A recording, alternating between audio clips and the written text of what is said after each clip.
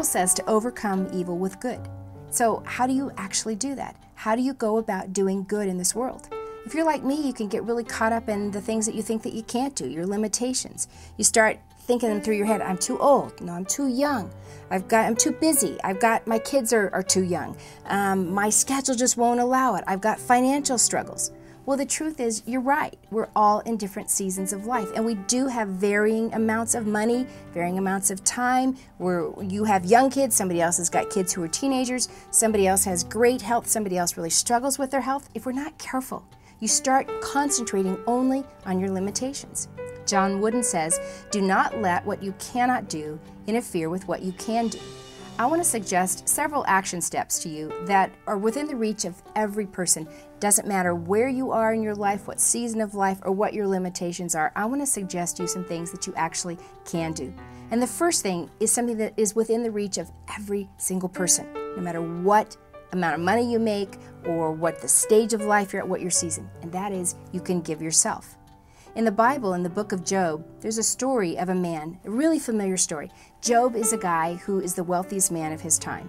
And in one day, he loses everything. He loses his family, he loses his flocks and his herds, and within a few days after that, he breaks out with these sores all over his body so that he's covered with these oozing sores. This is a man in agony.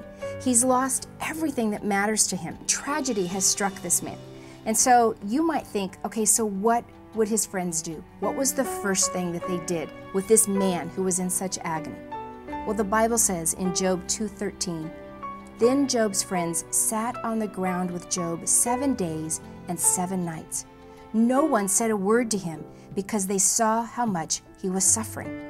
They didn't bring a list of all the Bible verses that Job should start memorizing in his grief. They didn't come to him and say something stupid like, "Oh, God must have wanted them more than you want them." They didn't organize a meal brigade for him. His guy friends didn't come up and decide who was going to take care of his lawn for the next 6 weeks. All of those are good things, and all of them are really helpful in a tragedy.